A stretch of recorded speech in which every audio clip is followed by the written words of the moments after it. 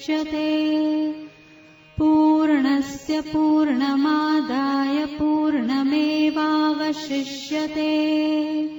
ॐ शान्ति शान्ति शान्तिः। ॐ पार्थाय प्रतिबोधितां भगवतां नारायणेन स्वयं व्यासेन कृतितां पुराणमुनिना मध्ये महाभारतम् अद्वैतामृतवर्षिणीं भगवतीम् अष्टादशाध्यायिनीम् अम्भ त्वामनुसन्दधामि भगवद्गीते भवद्वेषिणी। नमोऽस्तु ते व्यास विशालबुद्धे पुल्लारविन्दाय तपत्रनेत्र।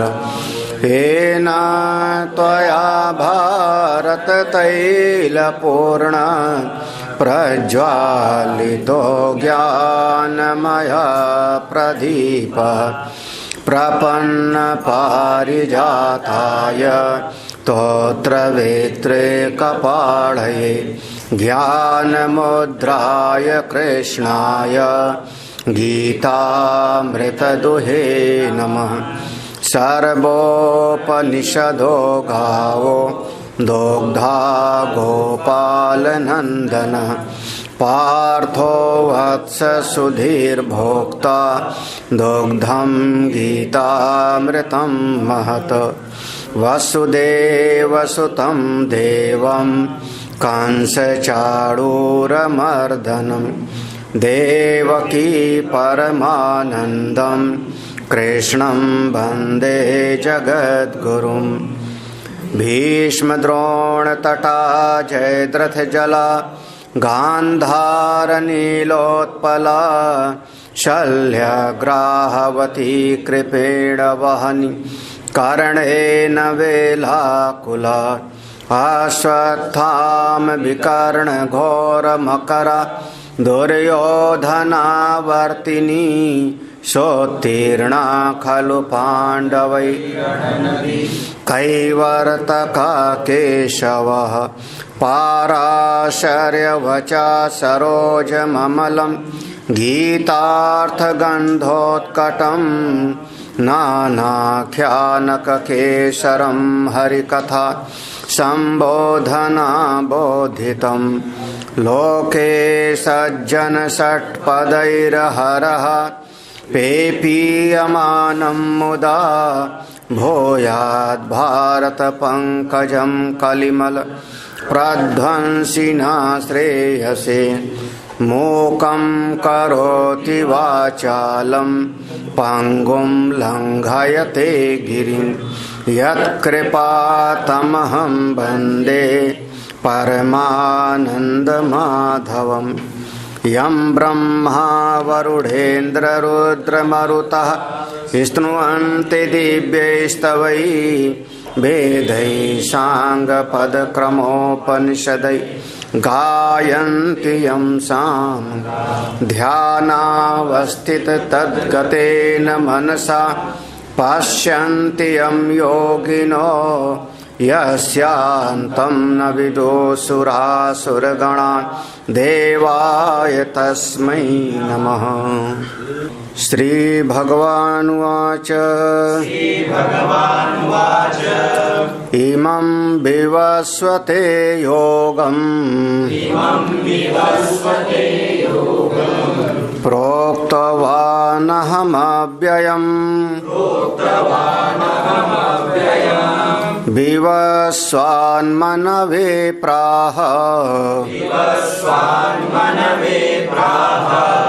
मनुरीक्ष्वाकवे ब्रवीत् एवं परम्परा प्राप्तम् इमं राजर्षयो विदुः स सकाले नेह महता योगो नष्ट परन्तप स एवायं मया तेद्य योगा प्रोक्ता पुरातनः भक्तोऽसि मे सखा चेति रहस्यं ह्येतदुत्तमम्।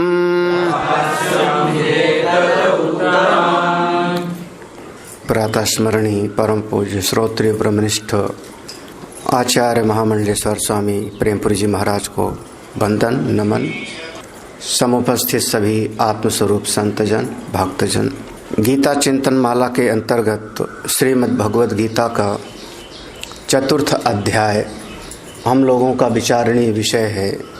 इस अध्याय का भगवान ने नाम दिया ज्ञान कर्म संन्यास योग। ज्ञान के द्वारा, विवेक शक्ति के द्वारा हम ऐसा कुछ उपाय अपनाएं जिससे कर्म करते हुए कर्म का संन्यास हो जाए और ज्ञान के द्वारा अपने स्वरूप में अवस्थिति प्राप्त हो जाए। जो दो निष्ठा का उपदेश दिया भगवान ने, एक कर्म निष्ठा और एक ज्ञान निष्ठा। द्वितीय अध्याय में ज्ञान निष्ठा और तृतीय अध्याय में कर्म निष्ठा। भगवान ने ये दोनों की स्तुति किया, ये दोनों निष्ठा की स्तुति किया। यही वेदों का तात्पर्य है। स्तुति करने का माध्यम वंशावली का वर्णन किया। इस ज्ञान को सबसे पहले हमने ही आदित्य मंडलस्थ जो हिरण्यगर्भाख्य परम पुरुष है, मैंने उस सूर्य को दिया था और उन्होंने अपने योग्य पुत्र मनु को दिया। मनु ने फिर अपने कई पुत्रों में उन्होंने जिसको योग्य समझा, इस लायक समझा, पात्र समझा, उस इक्ष्वाकु को दिया। और इस प्रकार से यह ज्ञान की परंपरा आचार्य से योग्य शिष्य में या पिता से योग्य पुत्र में यह ज्ञान की परंपरा चलती चली आई। और कई पीढ़ियों के बाद में, दीर्घ काल के उपरांत, न जाने कितनी पीढ़ी बीत गई इस आचार्य और शिष्य परंपरा को, बीच में कुछ ऐसे लोग इस ज्ञान को प्राप्त कर लिए जिनका चित्त अभी दुर्बल था, योग्य नहीं था, ज्ञान के योग्य नहीं था, लेकिन उस ज्ञान को प्राप्त कर लिए किसी कारण से, किसी तरीके से। जिनका अपनी इंद्रियों पर विजय नहीं था, लेकिन किसी कारण से उन्होंने इस ज्ञान को प्राप्त कर लिया। और ऐसे लोग, जब उनका चित्त दुर्बल है, अजितेंद्रिय हैं, तो ऐसे लोगों ने इस ज्ञान का अपने स्वार्थ के लिए उपयोग करना शुरू कर दिया, अपनी कामनाओं की पूर्ति के लिए उपयोग करना शुरू कर दिया, अपने मोह और आसक्ति को बनाए रखने के लिए इसका उपयोग कर दिया। और धीरे धीरे यह ज्ञान जो यथार्थ में ज्ञान होना चाहिए, इसकी वास्तविक जो गुरु शिष्य परंपरा थी, वो धीरे धीरे नष्ट हो गई। संप्रदाय के द्वारा जो ज्ञान प्राप्त होना चाहिए वह विच्छिन्न हो गया, टूट गया। उसी ज्ञान को अर्जुन, क्योंकि यह ज्ञान अगर ठीक ठीक होगा तो मनुष्य का जीवन भी ठीक होगा, उसी ज्ञान को ठीक ठीक जीवन में उतारने के लिए तुमको माध्यम बना करके हमने इस ज्ञान को प्रदान किया। वही परमेश्वर में जो सृष्टि की आदि में सूर्य देवता को दिया था, वही मैं आज तुमको ये ज्ञान दे रहा हूँ। हेतु दो बताया भगवान ने, पात्रता का निरूपण यहाँ पर। एक तो तुम मेरे भक्त हो और दूसरे तुम मेरे मित्र हो, सखा हो, इसलिए मैंने इस ज्ञान को प्रदान किया। तो ज्ञान की प्राप्ति में दो हेतु प्रधान है, क्योंकि कोई रहस्य की बात अगर होती है रहस्य की बात। रहस्य माने जिसको सब लोग ना जानते हों।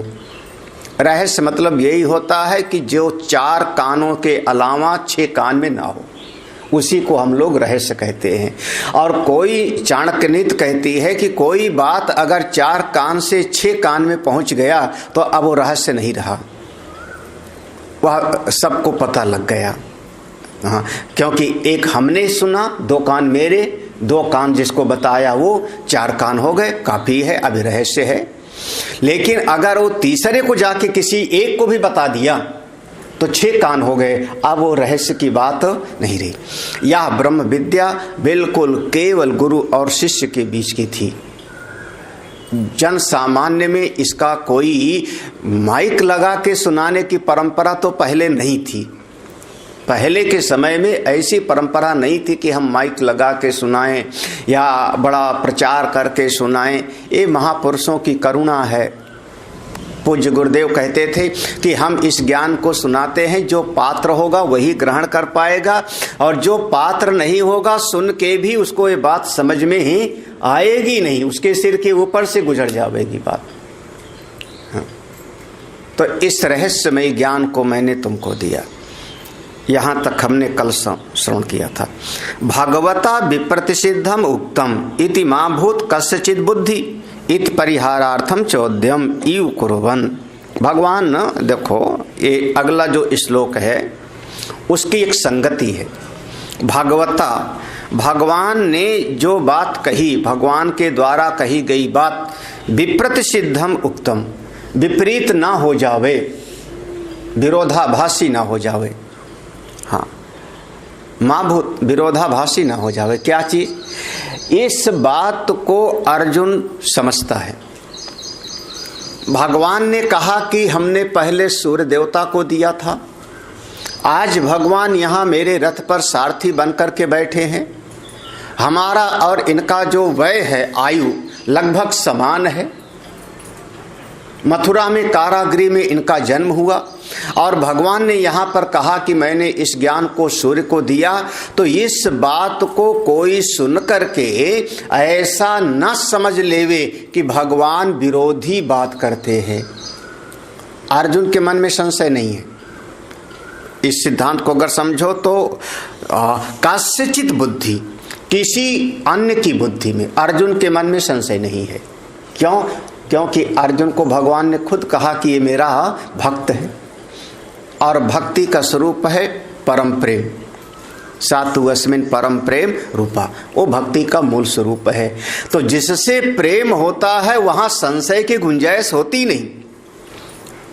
हाँ, जहां प्रेम है वहां संशय की गुंजाइश नहीं है। और अगर जरा भी संशय आया तो प्रेम कम हो जाता है। हाँ, गोस्वामी जी ने रामायण में ऐसे लिखा है, कपट खटाई जैसे ऐसे है, बिलग होए रस जाए। हाँ, बिलग होए रस जाए, कपट खटाई।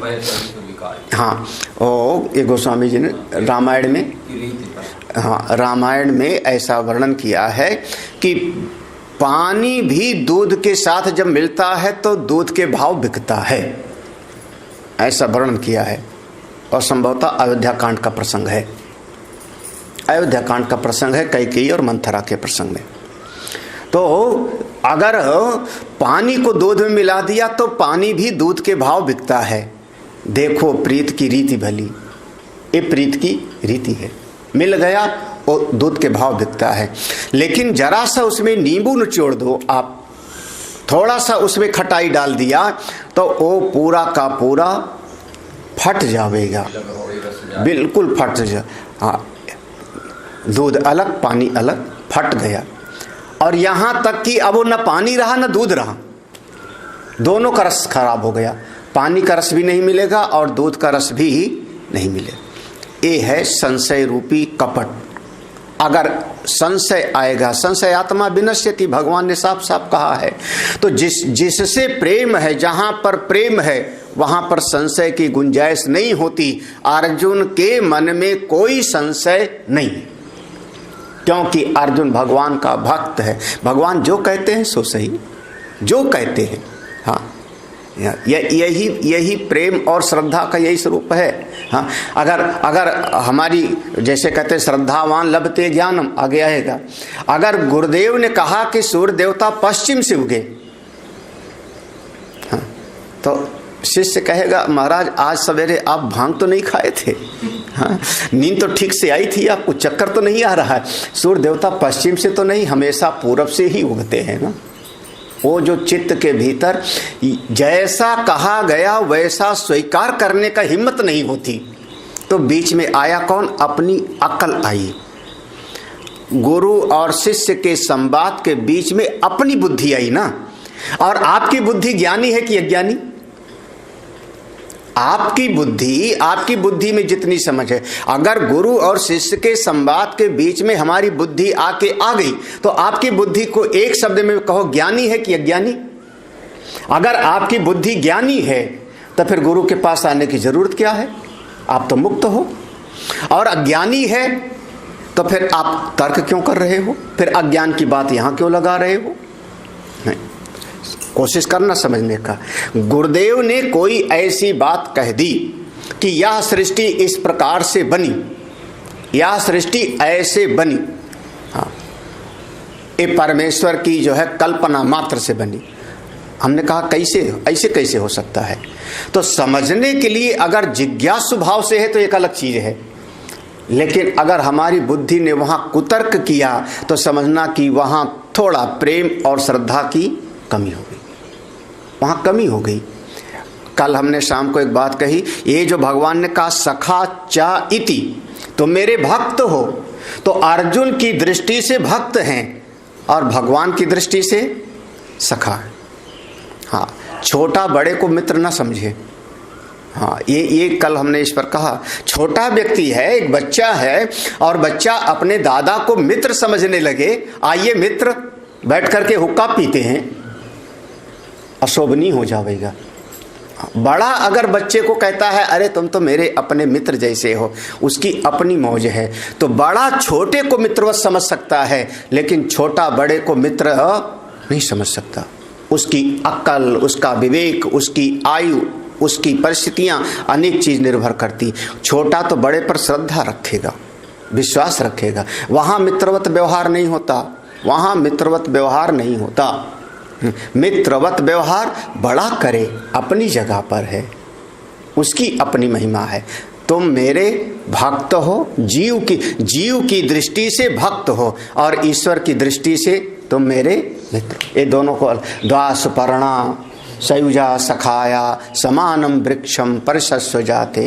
तो जीव की दृष्टि से आप भगवान की शरण में हो, मैं भगवान का भक्त हूं। वो जो कहते हैं सो सही, वो जो करते हैं सो सही। हाँ, उनकी लीला है, उनकी माया है। हाँ, भगवान हिरण के पीछे दौड़ पड़े।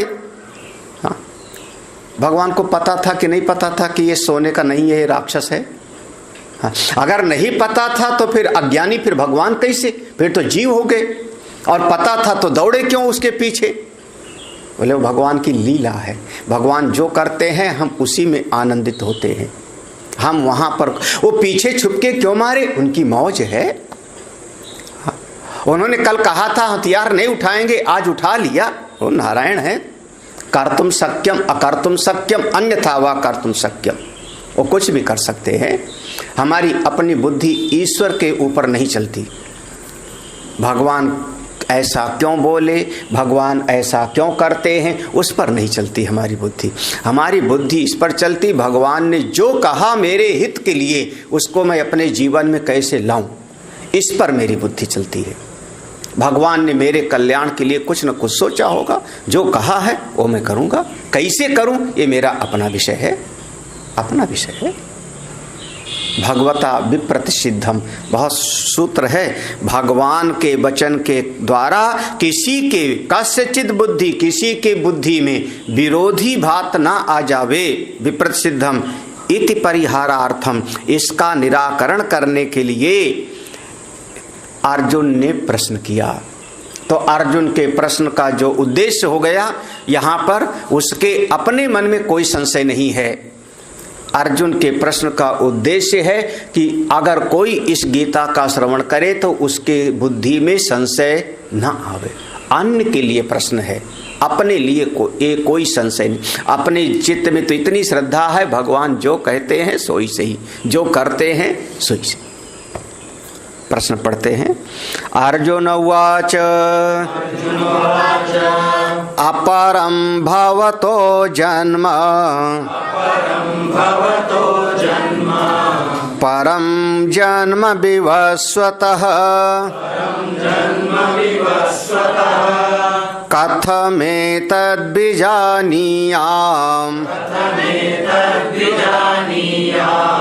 त्वमादौ प्रोक्तवानिति भवतः अपरम जन्म। आपका हे प्रभु, अर्जुन ने कहा हे प्रभु, भवता आपका अपरम जन्म। अपरम माने अभी अभी, अपर वैसे नीचे को कहते हैं, पर ऊपर को कहते हैं। पर माने श्रेष्ठ, अपर माने उससे नीचे।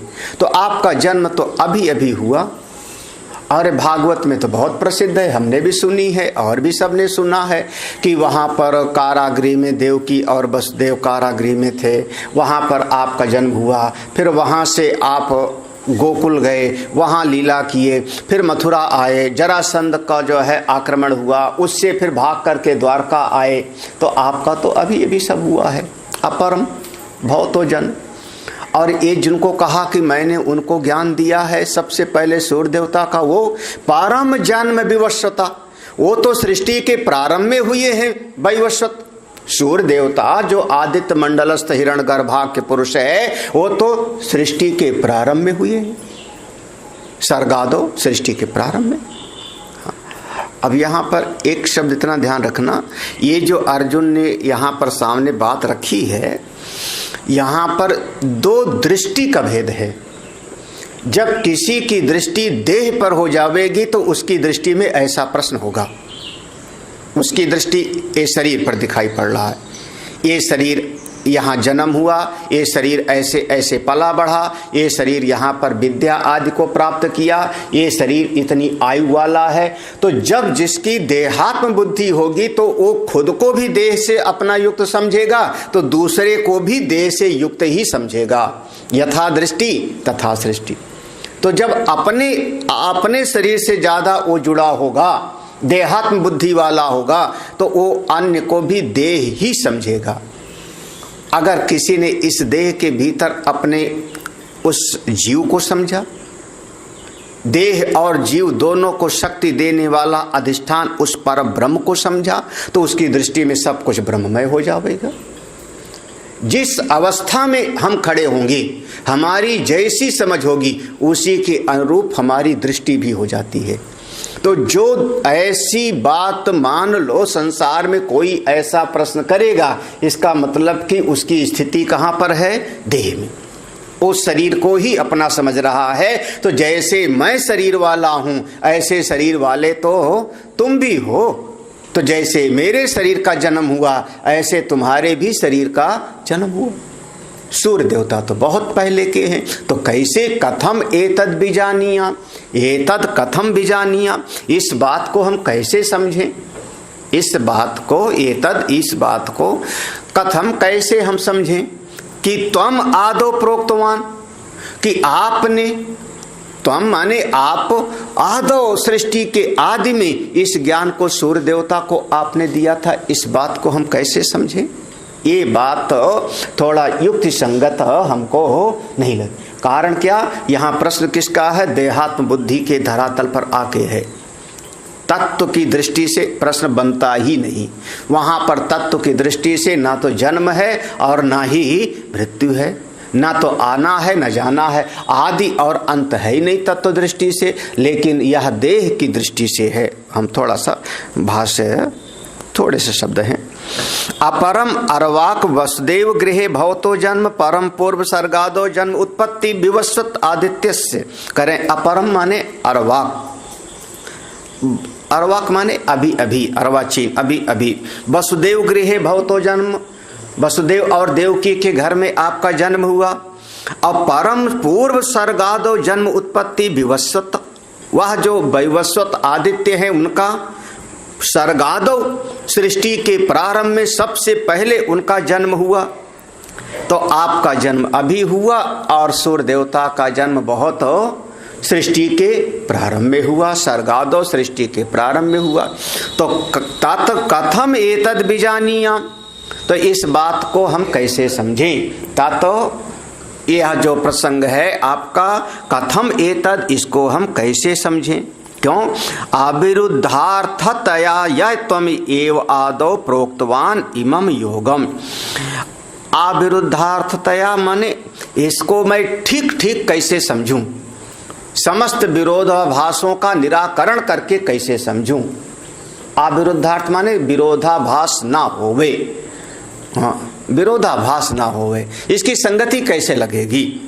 हाँ, यह तुम आदो, जो आपने इस ज्ञान को आदि में शुरुआत में और प्रोक्तवान इस ज्ञान को सूर्य देवता के सामने कहा था, इसको हम कैसे समझे? साएव तम इदानी मह्यम प्रोक्तवान असि इति, कह रहे हैं साएव वही ही ज्ञान जो आपने सूर्य देवता को ज्ञान दिया था, वही ज्ञान त्वम इदानीम आप हमको अभी इस समय पर मह्यम मेरे लिए प्रोक्तवान, जो इस ज्ञान को आपने हमको सुनाया, वही दो निष्ठा, ज्ञान निष्ठा, कर्म निष्ठा, जो आपने हमको सुनाया। आप कह रहे हो कि मैंने सबसे पहले सूर्य देवता को दिया था। तो इस बात को हम कैसे समझें, कैसे समझें? यहाँ प्रश्न हुआ मूल रूप से किसी के चित्त में ऐसी बात ना आ जावे। यहीं से अब आपको समझना होगा, अवतारवाद का निरूपण होगा। हमने पहले दिन कहा कि इस चतुर्थ अध्याय में मुख्य रूप से 4 विषय हैं। अवतारवाद, पुनर्जन्म का सिद्धांत, तीसरा है 12 प्रकार के यज्ञ का निरूपण और वर्णाश्रम व्यवस्था। ये 4 इसके प्रधान विषय हैं चतुर्थ अध्याय के। तो अवतारवाद का लिए थोड़ा सा जो है संगति लेते हैं अगले श्लोक की। या वासुदेवे अनीश्वर असर्वज्ञ शंका, हाँ, या वासुदेवे अनीश्वर असर्वज्ञ आशंका मूर्खाणाम ताम परिहरन श्री भगवान उवाच। यदर्थो ही अर्जुनस्य प्रश्न, यदर्थो ही अर्जुनस्य प्रश्न, जिसलिए अर्जुन का प्रश्न है, जिसलिए अर्जुन का प्रश्न है, ताम परिहरन, भगवान उसका परिहार करते हैं, उसका निराकरण करते हैं। कैसे? क्या क्या शंका है कि या वासुदेवे, जो वसुदेव के यहाँ पर प्रकट हुए हैं, वसुदेव के पुत्र बनकर के आए हैं, वो ईश्वर नहीं है, अनीश्वर, वो ईश्वर नहीं। जैसे कोई जीव आता है वैसे वो भी आए होंगे। तो एक शंका का ये विषय हो गया ना कि जैसे अगर गर्भ में गए, अगर गर्भ में गए तो जैसे कोई जीव गर्भ में जाता है वैसे वो भी गए। जैसे कोई जीव आकर के जन्म लेता है वैसे उनका भी जन्म हुआ। जैसे कोई जीव बचपन में छोटा सा बालक होता है, ऐसे वो भी छोटे से बालक थे, इतने छोटे से कि एक सूप में टोकरी में उनको रख लिया गया, इतने छोटे से थे। जैसे कोई जीव का होता है वैसे उनके भीतर भी था। तो अनीश्वर, वह ईश्वर नहीं, जगत के नियमन करने की सामर्थ्य नहीं है। ईश्वर माने नियमन करने की सामर्थ्य, जगत को नियंत्रित करने की सामर्थ्य उनमें नहीं है। वो भी एक जीव जैसे ही आए। अच्छा, जब जीव बन के आए तो अब पहले तो ये हो जाएगा कि आपका जैसे और जीव का जन्म हुआ तो वैसे आपका भी जन्म हुआ। तो जीव का जन्म क्यों होगा? क्योंकि पहले उसके भीतर अज्ञान होगा, अविद्या, कर्म और पूर्व प्रज्ञा, संस्कार, ये 3 चीज होती हैं जीव में, जिसके कारण जीव का आना जाना होता है। तो अविद्या मूल में होगी तभी तो आपका जन्म हुआ, और अविद्या होगी इसका मतलब आप सब कुछ जानते नहीं होंगे। तो कौन हो गए? फिर कौन हो गए? असर्वज्ञ, अनीश्वर और असर्वज्ञ, दो शब्द। एक तो जीव के जैसे आपका जन्म हुआ तो आप फिर ईश्वरत्व से नीचे, ईश्वर नहीं, दूसरे सर्वज्ञत्व आपका बाधित हो गया। सर्वज्ञत्व इसलिए बाधित हो गया क्योंकि एक शरीर में आप आए, एक देश में आप आए, एक काल में आप आए। तो जो एक काल में होगा वो सर्वकाल को नहीं जान सकता। जो एक देश में होगा वो सब देश को नहीं। अब आप इस सत्संग हाल में बैठे हो, एक देश में बैठे हो, तो यहाँ गौशाला के पास में कौन आदमी क्या कर रहा है वो आपको पता इस समय नहीं, क्योंकि आप एक देश में सीमित हो गए तो सभी देश का आपको समझ है ठीक नहीं। एक काल में आप आज यहाँ पर हैं तो आज के 10 साल पहले या हम कहें 20 साल पहले यहाँ पर क्या स्थिति थी अब आपको ठीक पता नहीं हो। यहाँ पर 20 साल पहले कैसे था क्या था आपको ठीक से पता नहीं होगा, क्योंकि आपका काल आज का है। तो एक काल में जो होगा वो सबको नहीं जानेगा, और एक देश से जो सीमित हो जाएगा, एक शरीर से सीमित हो जाएगा, वो फिर अन्य सारे शरीरों की स्थिति के बारे में जान नहीं कर। तो देह काल वस्तु से, देश काल वस्तु से सीमित होगा तो वो सर्वज्ञ नहीं हो सकता, तो आप फिर सर्वज्ञ भी नहीं। तो भगवान के भीतर ये 2 शंका आ जाएगी कि जो वसुदेव के यहाँ पर भगवान श्री कृष्ण के रूप में आए वो ईश्वर नहीं है, सर्वज्ञ नहीं है। ऐसी शंका किसी को हो सकती है, और ऐसी शंका जिसको हो गए वो कौन? वो बिल्कुल साफ ऐसी शंका जो करता है वो कौन है? मूर्खाणाम। बिल्कुल ओ बिल्कुल मूर्खों का सरदार है। स्पष्ट करे मूर्खाणाम। अब कई ऐसे मत वाले जो भगवान श्री कृष्ण को ईश्वर नहीं मानते, और वो बार बार अपने सत्संग में भी कहेंगे योगेश्वर श्री कृष्ण ने ऐसा कहा। हाँ, जबकि गीता में पद पद पर वर्णन आएगा श्री भगवान वाच, लेकिन वही शब्द प्रयोग करेंगे योगेश्वर कृष्ण ने ऐसा कहा। तो अब जो भगवान श्री कृष्ण को भगवान न माने, ईश्वर न माने, वो कहते हैं कोई योग से सिद्ध महात्मा है, महापुरुष हैं, समझना कि उनकी दृष्टि अभी उतनी तत्व की नहीं है, उतनी यथार्थ दृष्टि नहीं है। वो एक शरीर का, जैसे हमारा शरीर का जन्म हुआ वैसे उनका हुआ, उनकी दृष्टि केवल देह तक है, देहात्म बुद्धि वाले। ऐसे मूर्खों की शंका का निराकरण करते हुए भगवान बोले, क्या बोले? हाँ, श्री भगवान उवाच बहूनि मे व्यतीतानि जन्मानि तव चार्जुन तान्यहं वेद सर्वाणि न त्वं वेत्थ परन्तप बहूनि मे व्यतीतानि जन्मानि तव चार्जुन तान्यहं वेद सर्वाणि न त्वं वेत्थ परन्तप।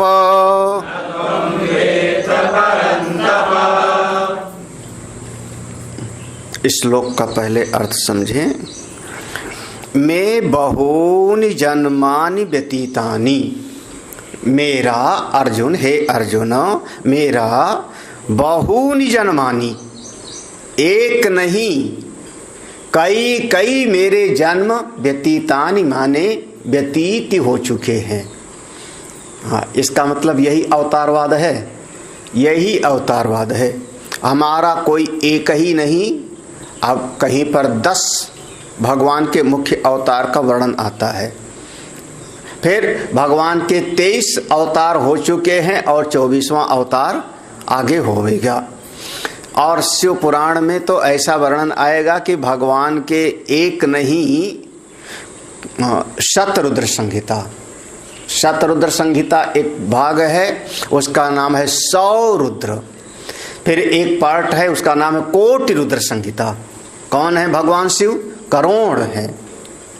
एक एक कंकड़ भी भगवान का स्वरूप है। तो हमारे बहुत सारे जन्म व्यतीत हो चुके हैं, कोई एक अवतार नहीं, हमने अनेक अनेक अवतार इस धरा पर लिया है। बहूनि में व्यतीतानि जन्मानि। अब ठीक है, आपका हुआ होगा बहुत बार, तो ठीक है, आप तो आप हैं जी, आप तो आप हैं, आपका हुआ होगा, लेकिन हम तो पहली बार आए हैं ना इस दुनिया में। भगवान कहते हैं नहीं, तावचा तावचा बहूनि व्यतीतानि अर्जुन। तावचा माने तुम्हारा भी हो गया पुनर्जन्म। अब एक आधी लाइन में समझो कि भगवान का अवतार है, और आधी लाइन में तावचा बहूनि व्यतीतानि अर्जुन। अर्जुन तुम्हारा भी एक नहीं अनेकानेक बार जन्म हो चुका है। हाँ, तो इसमें अवतारवाद भी है और इसमें पुनर्जन्म, दोनों बातें समझना। हाँ, दोनों। तुम्हारा भी तावचा अर्जुन बहूनि व्यतीतानि, तुम भी अनेक अनेक बार इस पृथ्वी पर आए हो, अनेक अनेक बार। अब तरह तरह का रूप धारण करके आए होंगे, क्या पता, कभी आप शेर बन के आए होंगे, कभी बकरी भी बन के आए होंगे। कभी बकरी बन के आए थे और शेर खा गया आपको, तो वो दिल में बात बैठी थी, ये शेर ने हमको खाया, अगले जन्म में वो शेर जो था वो बकरी बन गया। अब आप शेर बन के अगले जन्म में जाओ, बदला चुका लो, तुम खा लो। तो आप बकरी भी बने, शेर भी बने, इंद्र भी बने, देवता भी बने, दैत्य भी बने, ना जाने कितने कितने जन्मों में हम लोग आते रहे। भगवान कहते हैं मैं भी इस धरा पे अनेक बार आया हूँ, तुम भी इस पृथ्वी पर अनेक बार आए हो। अंतर क्या है? अंतर कहते हैं तानि अहम वेद सर्वाणि, तानि अहम वेद सर्वाणि, मैं जो भी हूं सब कुछ जानता हूं, मेरे भीतर असर्वज्ञता नहीं है, अविद्या नहीं, मैं सब कुछ जानता हूं। वेद सर्वाणि, सर्वाणि माने जितना जन्म है, जितनी आयु है, जितना कुछ है, सब कुछ जानता हूं मैं। अहम तानि सर्वाणि वेद, मैं सब कुछ जानता हूं। तो अर्जुन तुम ना वेत्थ, हे परंतप तुमको कुछ भी पता नहीं, तुम भूल जाते हो। ये जीव और ईश्वर में एक समझना कि यही बहुत बड़ा अंतर हुआ कि अर्जुन को भगवान कहते तुम ना वेत्थ, तुम अज्ञान में रह जाते हो, तुमको भूल जाता है, तुमको याद नहीं पुराने जन्म का, पहले क्या थे। आए हो 84 लाख जन्म में आप आए हो, बिल्कुल भटकते भटकते। हाँ, अरे मनुष्य का शरीर मिला है, दुर्लभम त्रयमेव दैव अनुग्रह हेतुकम मनुष्यत्वम मुक्षुत्वम महापुरुष संश्रया। और उसमें भी भगवान ने इतनी बड़ी कृपा किया कि सत्संग का मौका दे दिया। ईश्वर अनुग्रहाते हो पुंसाम अद्वैत वासना। तो मनुष्य का शरीर पाए हो, अनेक अनेक योनियों में भटकने के बाद भगवान कहते मैं भी आया हूँ और तुम भी आए हो। यहाँ पर जो चीज़ है उसमें भगवान हैं तो बिल्कुल सच्चिदानंद, एकम सद विप्रा बहुत, वो एक हैं, सर्वत्र हैं, सर्वव्यापक हैं, निराकार हैं, निर्गुण हैं, निष्क्रिय हैं, निरंजन हैं, अंतर्यामी हैं। और इस प्रकार से उनका स्वरूप है, इसीलिए कह सकते हो सच्चिदानंद आपका स्वरूप है। लेकिन वो निराकार होते हुए भी कभी कभी किसी भक्त पर करुणा करने के लिए आके प्रकट होते हैं। जो निराकार है वो साकार होता है।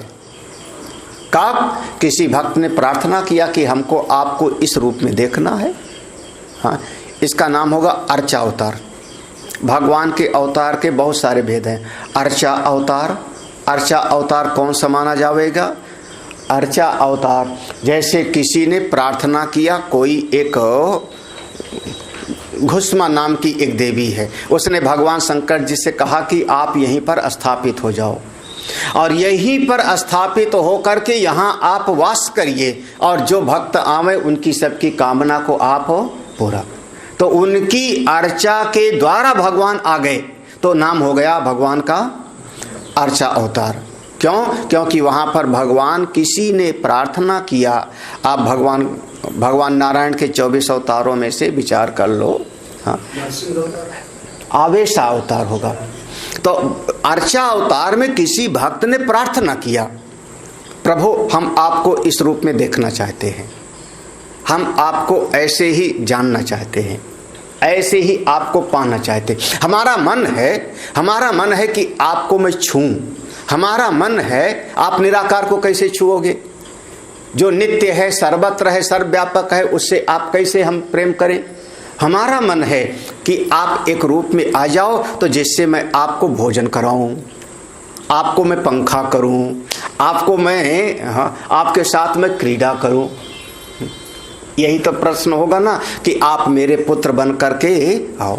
तो वहां पर भगवान का अवतार होता है, उसका नाम रख लो आप अर्चा अवतार। अर्चा अवतार, अर्चा भक्त की अर्चना को देख के, साधक की पूजा आराधना को देख करके भगवान प्रकट हो जाते हैं, उसका नाम होगा अर्चा अवतार।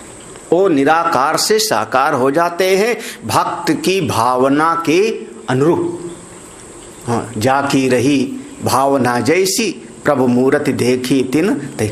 और दूसरा आप कह लो आवेशावतार, जैसे अभी नाम लिया आवेशावतार, माने किसी भक्त पर कोई विपत्ति आई, कोई विपत्ति आई और उस विपत्ति को देख करके भगवान के भीतर एक आवेश हुआ। हमारे भक्त को कोई कष्ट देता है, हाँ, परित्राणाय साधु नाम विनाशाय च दुष्कृताम, भगवान आके प्रकट हो गए, उस दुष्ट का नाश किया, दुष्ट का नाश किया।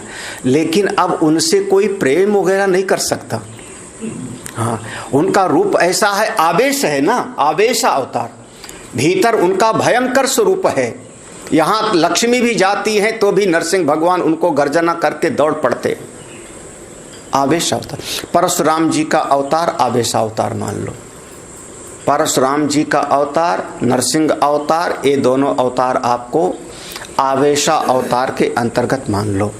वामन अवतार को आप अर्चा अवतार में मान लो, क्योंकि वहां पर अदिति माँ ने पूरी साधना किया है, पूरा तप किया है अदिति माँ ने, और तब उनके यहाँ पर वामन भगवान आके ही प्रकट हुए हैं, तो अर्चा अवतार में मान लो। ऐसे भगवान के कई अवतार, अर्चा अवतार, आवेशा अवतार, तमाम भगवान आकर के किसी को ज्ञान देते हैं दत्तात्रेय के रूप में, कपिल के रूप में ज्ञान दे करके, और अपने स्वरूप में निष्ठ हैं सनत कुमार आदि, वो भगवान का अवतार है। खास करके दो विभाग करते हैं भगवान का, अंशावतार और पूर्णावतार, ये दो मोटा मोटा विभाग करते हैं। एते चांस कला सर्वान कृष्णास्तु भगवान स्वयं, तो दो विभाग करते हैं, अंशावतार और पूर्णावतार। तो पूर्णा अवतार का जो मूल भाव है ना, पूर्णा अवतार भगवान राम और भगवान श्री कृष्ण, ये दो अवतार को हम लोग कहते हैं पूर्णा अवतार। अब दोनों का लोग अपना हिसाब लगाते हैं, क्योंकि वो चंद्रमा में 16 कलाएं हैं और सूर्य में 12 कलाएं हैं, इसलिए भगवान राम 12 कला के हैं और कृष्ण 16 कला के। किसी ने कहा कि कोई जो है 4 रोटी में तृप्त हो जाता है, कोई 6 रोटी में तृप्त होता है, लेकिन दोनों की तृप्ति समान है, इसलिए भगवान दोनों रूप में पूर्ण है।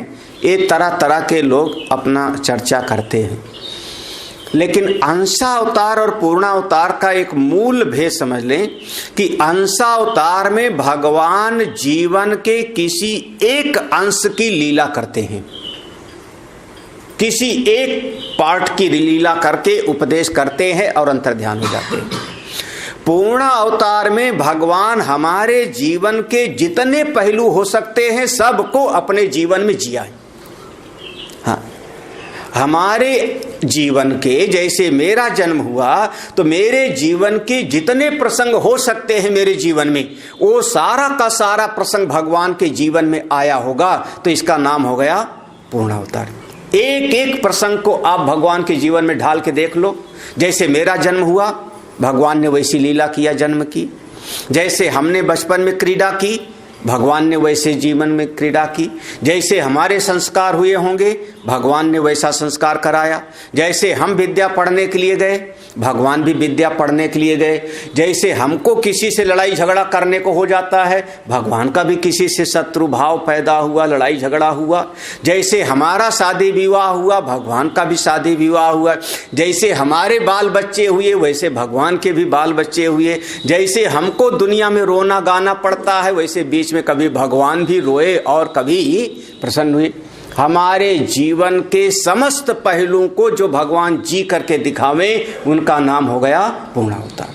कौन? दो, भगवान राम और भगवान श्री कृष्ण, दो अवतार, इसलिए हम उनको पूर्ण अवतार कहते हैं। और बाकी जितने अवतार हैं वो एक अंश को जीते हैं, इसलिए हम उनको कह देते हैं अंशावतार। भगवान के अनेकानेक अवतार हैं। भगवान कहते हैं मेरे बहुत सारे अवतार हुए हैं और तुम भी जन्म लिए हो। बस अंतर इतना ही है कि मैं सब कुछ जानता हूं और तुम सब कुछ भूल गए हो, तुमको कुछ भी याद नहीं होता। मैं सर्वज्ञ हूं और तुम अल्पज्ञ हो। मैं सर्वज्ञ तुम अल्पज्ञ। भाष्य देख लेते हैं।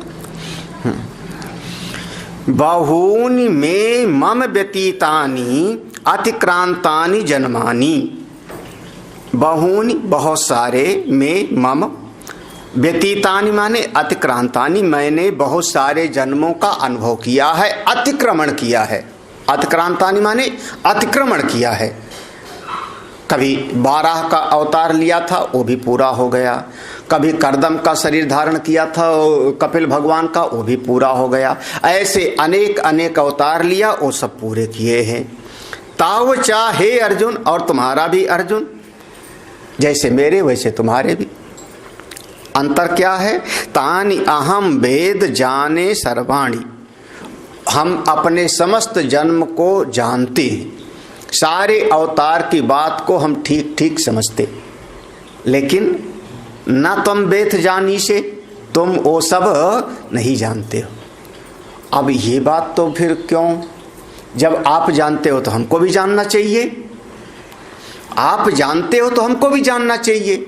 हाँ, आप सब कुछ जानते हो इतने सारे अवतार लेने के बाद भी, और हम कुछ नहीं जानते, तो ऐसा अंतर क्यों? क्यों ऐसा अंतर?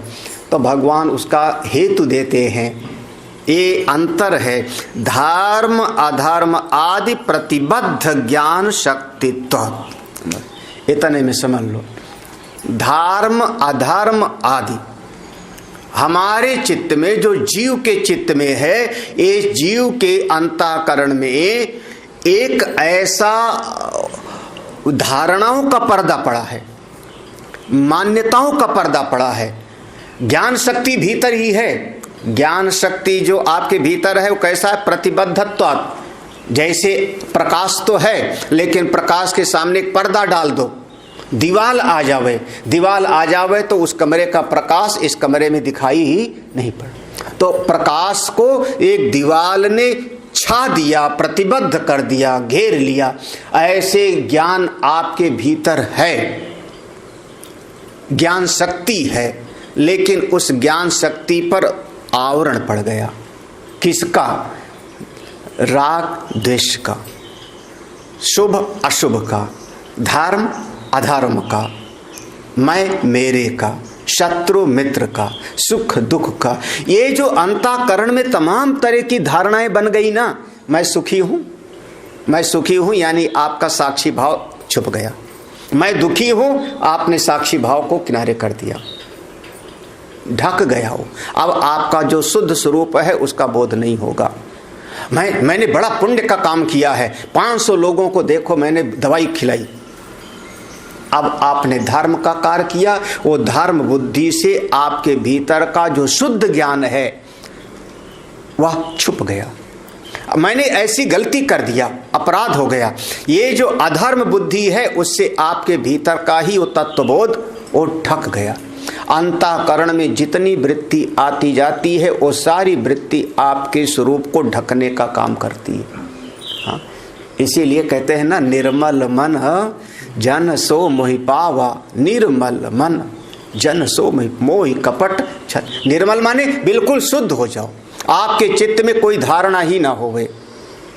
हाँ, कई बार ये देख करके ऐसा लगता है कि ये तो जैसे कोई जीवन मुक्त हो, जीवन मुक्त महापुरुष है। हाँ, उसके अंतःकरण में कोई धारणा नहीं बनी। हाँ, हाँ, अन्यत्र धर्मात् अन्यत्र धर्मात् अन्यत्र स्मात् कृता कृताच अन्यत्र भूताच भव्याच यत्तत् पश्यसि तद्वत्। धर्म और अधर्म से भी परे, कार्य और कारण से भी परे, भूत और भविष्य से भी परे, सबका अधिष्ठान जो आत्मा है उसको मैं जानता हूँ। वो आप बताओ, उसको मैं जानूं। हाँ, अंतःकरण की वृत्तियों की बात नहीं। अंतःकरण की वृत्तियां तो आती हैं और जाती रहती हैं। वो सारी वृत्तियों का जो साक्षी, ये वृत्तियां अंतःकरण में जो चलती हैं, या तो धर्म की होंगी या अधर्म की होंगी, या शुभ होंगी या अशुभ होंगी, हाँ, या राग की होंगी या द्वेष की होंगी, या मैं की होंगी या मेरे की होंगी। ये अंतःकरण की एक एक वृत्ति जाके आपके भीतर पर्दा का काम करती है और आपके स्वरूप को वो अनुभव नहीं होने देती। हाँ, सबसे बढ़िया तरीका है, अगर आप अपने स्वरूप का ज्ञान चाहते हो बिल्कुल शुद्ध, तो सबसे बढ़िया तरीका, आप सो मत, गहरी निद्रा में ना हो और कुछ सोचो भी मत। आपका चित्त निर्विषय हो जावे, निर्विषय, किसी भी प्रकार का चिंतन ना हो, क्योंकि कोई भी चिंतन होगा तो वृत्ति बन के होगा, किसी विषय को लेके होगा। अब ना तो किसी विषय का और ना कोई वृत्ति नहीं चलती, और गहरी निद्रा में भी नहीं है। जीवन मुक्त की स्थिति ऐसी होती है, आपके भीतर का जो ज्ञान है वो स्वतः प्रकट होने लगता है। इसीलिए जीवन मुक्त महापुरुष को साक्षात भगवान का स्वरूप माना जाता है। कहा जाता है वो चलते फिरते ब्रह्म है, वो स्वयं परमात्मा है, वो स्वयं भगवान शंकराचार्य जी हैं, भगवान वेद व्यास जी हैं। हाँ, भगवान वेद व्यास जी, भगवान शंकराचार्य जी हैं, वो चलते फिरते तत्व हैं। बस शर्त यही है, आपके अंतःकरण में ये द्वंद्वात्मक जो वृत्तियां हैं उनसे आपका ज्ञान प्रतिबद्ध ना हो, सीमित ना हो। भगवान भास्कर आगे कहते हैं, देखो अपने जीव की स्थिति हो गई, धर्म अधर्म आदि प्रतिबद्ध ज्ञान शक्तित्वात्। धर्म अधर्म आदि पाप पुण्य आदि से जो ज्ञान शक्ति है वो ढकी हुई है, ढक गई है। भगवान का स्वरूप क्या है? अहम पुनः नित्य शुद्ध बुद्ध मुक्त स्वभावत्वात् अनावरण ज्ञान शक्ति इति वेद अहम हे परंतप। अहम पुनः, मैं कैसा हूँ? मैं कैसा हूँ? भगवान कैसे हैं? मैं नित्य हूँ। अब ध्यान रखना, शरीर नित्य नहीं है। देहात्म बुद्धि वाला होगा तो नित्य को कैसे समझेगा? मैं नित्य हूँ, शुद्ध हूँ। ये पंक्ति हमको बहुत प्रिय है, मैं बहुत बार बोलता हूँ। मैं नित्य शुद्ध बुद्ध मुक्त स्वभाव हूँ। देखो, मैं नित्य हूँ, शुद्ध हूँ, बुद्ध हूँ, ज्ञान स्वरूप हूँ, मुक्त हूँ, कहीं कोई बंधन नहीं है स्वभावत्वात्। ऐसा अनावरण ज्ञान शक्ति, मेरी ज्ञान शक्ति पर कोई पर्दा नहीं, कोई धर्म का अधर्म का, शुभ का अशुभ का, राग का द्वेष का, शत्रु का मित्र का, ये जितनी वृत्तियां हैं ये कोई हमारे ज्ञान शक्ति पर आवरण नहीं डाल। तो मेरा ज्ञान स्वरूप में है, यही जीवन मुक्ति का है, यही तत्ववेदता, यही भगवान का स्वरूप है। इसलिए मुझको सब पता है, वेद अहम, इसलिए मैं सब कुछ जानता हूँ। तो ईश्वर और जीव ये दोनों को समझना। भगवान का भी अवतार हुआ, जीव भी कई बार जन्म लिया। भगवान का जो जो अवतार होता है सब जानते हैं, अपने नित्य स्वरूप में रहते हैं, शुद्ध बुद्ध मुक्त स्वरूप में रहते हैं, क्योंकि वहाँ कोई आवरण नहीं है। और जीव जब आता है तो सब कुछ भूल जाता है, क्योंकि उसके भीतर तमाम तरह की अपेक्षाएं, आकांक्षाएं, वासनाएं, तमाम तरह की चित्त में इच्छाएं आदि होती हैं, वो सबका सब रोक लेती, वो ज्ञान को प्रकट नहीं होने देती। बहुत बड़ा अंतर हो गया। और इस पर जो है वो स्वामी मधुसूदन जी महाराज ने बहुत लंबा चौड़ा मधुसूदनी व्याख्या में बहुत विस्तार में भगवान के अवतारवाद पर बहुत विस्तार में लिखा। भगवान भाष्यकार ने तो बहुत संक्षेप में कह दिया और मधुसूदन जी ने बहुत विस्तार में लिया। भगवान का स्वरूप क्या है, भगवान कैसे प्रकट होते हैं, भगवान माने क्या, वो सब का सब विस्तार में लिया। हम लोग अब आगे थोड़ा सा भगवान और आगे कहते हैं, देखो, कथम तरहि तव नित्य ईश्वरस्य धर्म अधर्म अभावे अपि जन्म इति उच्यते। वाह, एक मन में प्रश्न हो गया कि जब किसी का जन्म होता है तो उस जन्म का कारण कोई ना कोई तो उसका कर्म होगा ना, कोई कर्मों का फल भोगने के लिए ही तो जीव आता है। हाँ भाई, या तो पुण्य कर्म होगा या तो पाप कर्म होगा, जिसको आप प्रारब्ध कह लो, संचित कह लो, कोई ना कोई कर्म होगा, उस कर्मों का फल भोगने के लिए तो आएगा, तभी तो आया। अगर कर्म ही नहीं होता तो आपका जन्म ही नहीं होता।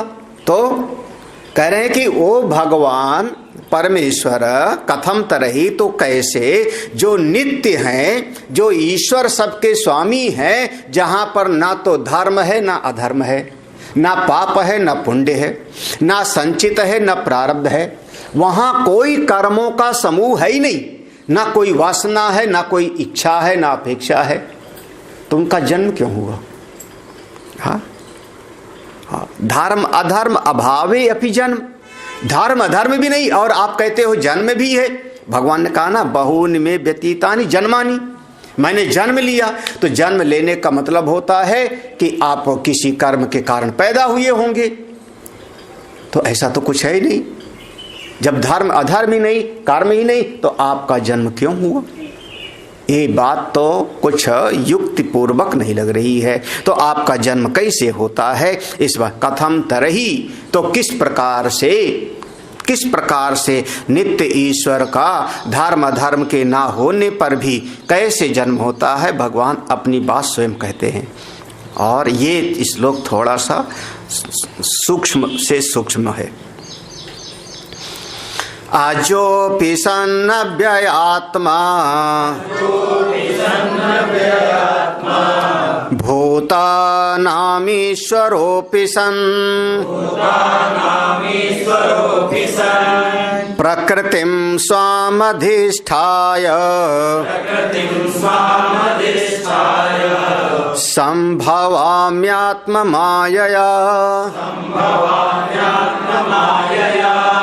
अजोऽपि सन्नव्ययात्मा भूतानामीश्वरोऽपि सन् प्रकृतिं स्वामधिष्ठाय सम्भवामि आत्ममायया। इस श्लोक का पहले करते देखो, अजह अपि, मैं अजन्मा हूँ, मेरा वैसे कभी जन्म नहीं होता। अजन्मा अपि, सन माने होकर के, अजह अपि सन अव्ययात्मा, मैं बिल्कुल अव्यय हूँ। अव्ययात्मा माने इसमें कोई परिवर्तन नहीं होता, मैं कभी क्षीण नहीं होता, व्यय नहीं होता। हाँ, और अजन्मा हूँ, मैं अव्यय अजन्मा हूँ, मेरा कभी जन्म नहीं होता। हाँ, ये अजन्मा का जन्म है, कृष्ण जन्माष्टमी रामनवमी अजन्मा का जन्म है, मेरा कभी जन्म नहीं। अजहापि, मैं अजन्मा हूँ। अच्छा, अजन्मा है तो भूतानाम ईश्वरोऽपि सनि, पूरे प्राणियों का, भूतानाम ईश्वरः अपि, सारे प्राणियों को नियंत्रण में रखने वाला मैं हूँ। भूतानाम ईश्वरः माने सारे जगत को संचालित करने वाला, सबका मैं नियंता हूँ, सबका नियंता। मैं अजन्मा हूँ, मैं अजन्मा हूँ, अजन्मा हो करके, निराकार हो करके सारे प्राणियों को मैं संचालित करता हूँ। इसको कहते हो ना, जैसे कि भगवान विष्णु का काम क्या है? सबका पालन करना, सबका संचालित करना। भूतानाम ईश्वर, जब कभी मेरा मन होता है, मेरी सृष्टि है, जगत मेरा है, मेरी सृष्टि है, मेरा मन हुआ कि इस जगत में जाऊं तो कैसे जाते हैं? हाँ, एक सम्राट भी अगर महल से अपने नगर में भ्रमण के लिए जाएगा तो फिर कम से कम कहेगा रथ निकालो मेरा, हाँ, मुकुट कहाँ है ले आओ, हाँ, कुछ न कुछ मुकुट पहनेगा, हाँ, जूता पहनेगा। हाँ, अब ये थोड़े है कि यहाँ से निकलना हो तो लखनऊ में अवध के नवाब का बड़ा मशहूर है, हाँ, कि अंग्रेजों ने जो है धावा बोला, हार गए, जब भागने का हुआ तो भाग ही नहीं पाए, पकड़ लिए गए। नवाब वाजिद अली शाह, उनका नाम नवाब वाजिद अली शाह। क्यों? उनसे पूछा आप भागे क्यों नहीं जब सब भाग रहे थे? तो उन्होंने कहा जूता पहनाने वाला नहीं आता है। फिर बाद में पकड़े गए, जूता पहनाने वाला नहीं है। तो एक राजा भी अगर महल से निकलेगा तो कुछ रथ वगैरह ले करके ना। तो भगवान कहते हैं जब मैं इस सृष्टि में आता हूं तो प्रकृतिम स्वाम प्रकृतिम अधिष्ठाय। स्वाम प्रकृतिम माने अपनी, स्वाम माने अपनी प्रकृति को, अपनी योग माया शक्ति को अधिष्ठाय माने ग्रहण करके, अपनी माया शक्ति को अधिग्रहण करके लेकर के संभवामी, मैं प्रकट होता हूं।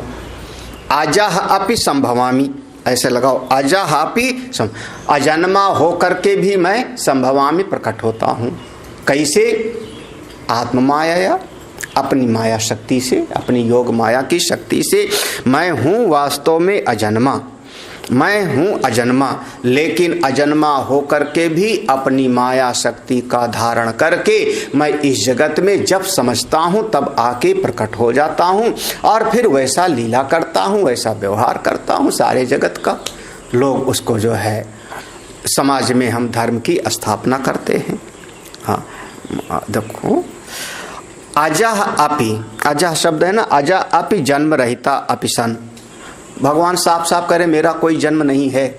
अजह अपि जन्म रहिता अपि सन, हाँ बिल्कुल मेरा कभी कोई जन्म नहीं होता।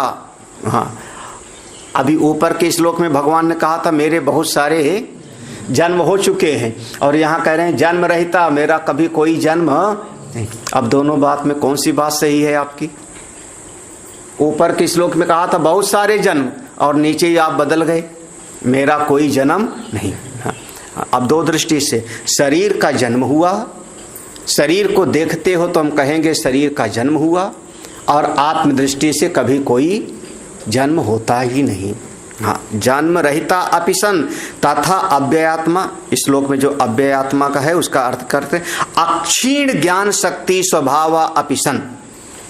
अक्षीण ज्ञान शक्ति स्वभाव अपि सन, हमारे भीतर की ज्ञान शक्ति का दो प्रकार की शक्ति है, क्रिया शक्ति और ज्ञान शक्ति।